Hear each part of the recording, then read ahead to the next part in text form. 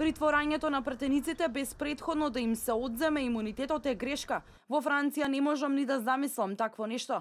Францускиот амбасадор Кристијан Тимоние ја искритикува новата власт.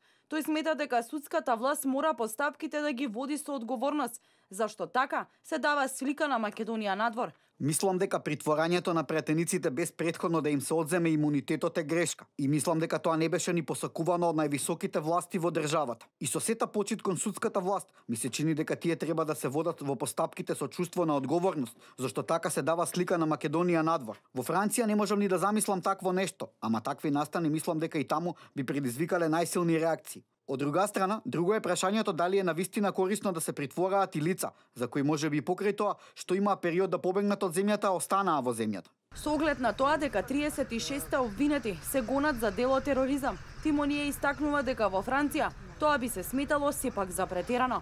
Да, и ми објаснија дека со таа квалификација овде опфатот е многу поширок отколку во мојата земја.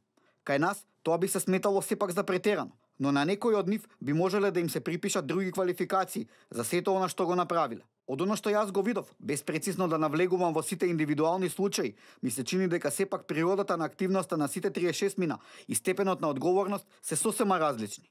Во интервјуто францускиот амбасадор посочува дека основната работа која треба да се смени е судскиот систем, за да може да се спроведат европските обичаи. Тој додава дека во Македонија додека едната половина од земјата смета дека другата половина треба да биде во затвор и обратно, тогаш ќе биде многу тешко да се изгради нешто заедничко во однос на општите интереси.